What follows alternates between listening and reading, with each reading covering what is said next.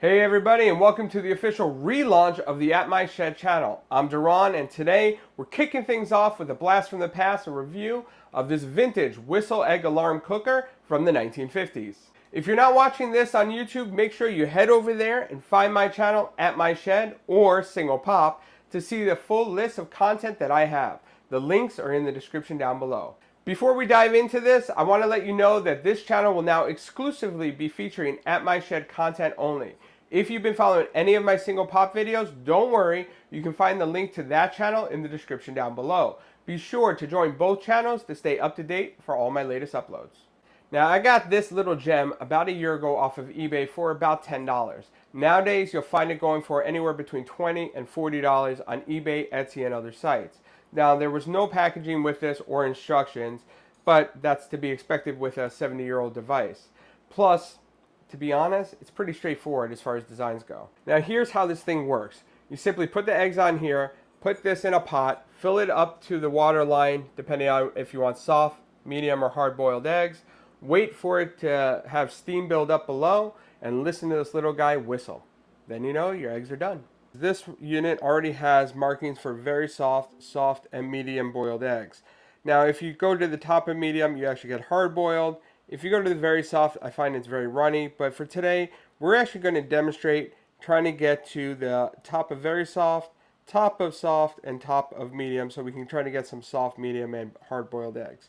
So we're going to start with putting 2 eggs on the unit and putting it in the pot. So we're going to fill it up to the top of the very soft line to try to get soft boiled eggs.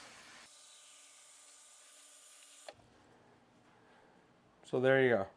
So let's go ahead and get her on the stove, turn her on to a high medium heat, and wait for her to boil. While we wait for the whistle, let's go over some of the pros and cons.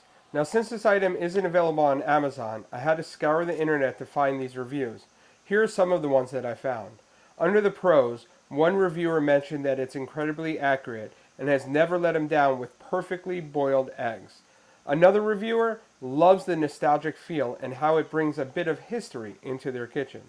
A third reviewer appreciated the simplicity and how easy it is to use without any modern-day complications. Now, under the cons, some have noted that it's a bit tricky to keep shiny, and from time to time you need to remove the top for cleaning, which can be a bit annoying. Another con mention is that it can be a bit noisy when it whistles, which might not be ideal for early mornings. And a reviewer also pointed out that finding replacement parts, specifically the top, if it breaks, can be challenging due to its vintage age.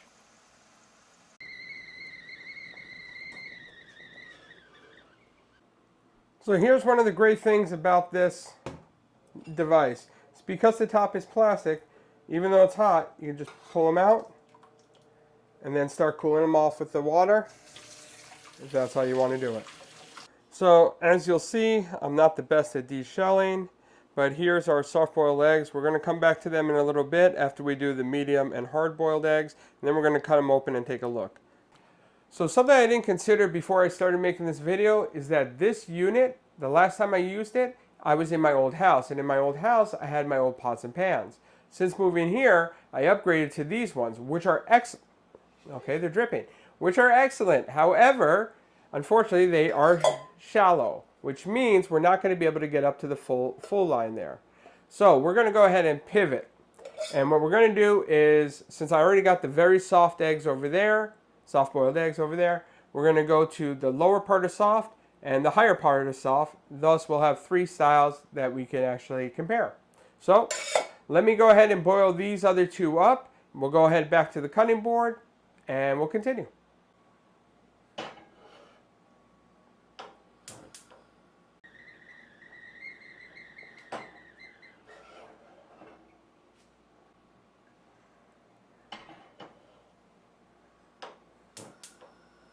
Alright, so like I told you before, I am not good with deshelling, as you can see.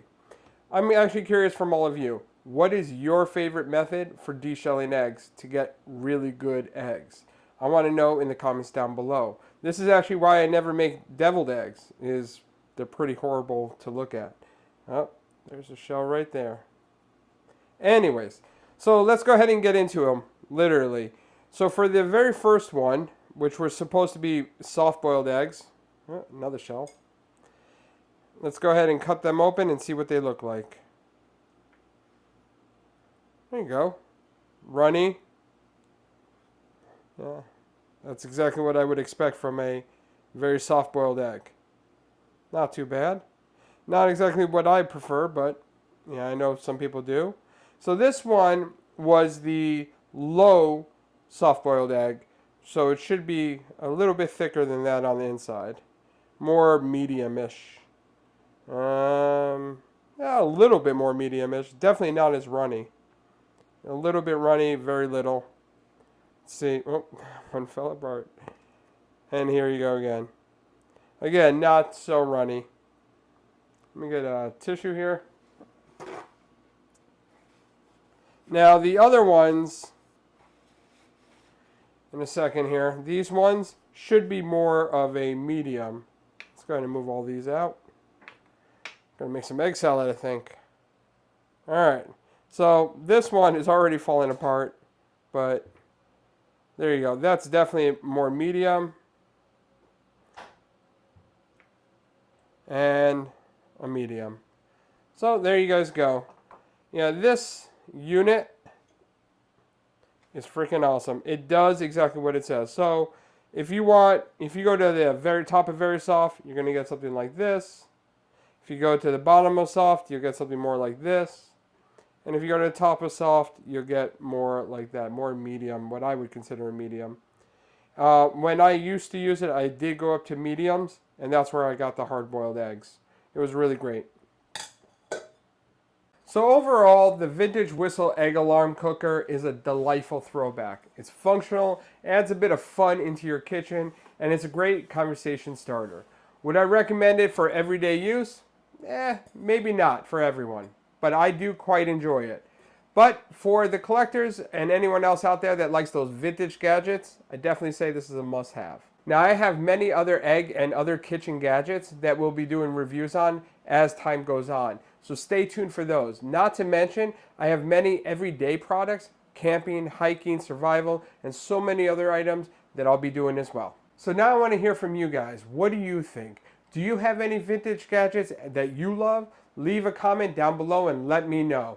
And if you enjoy this video, don't forget to do all that fun stuff, like, share, and subscribe to help this channel grow.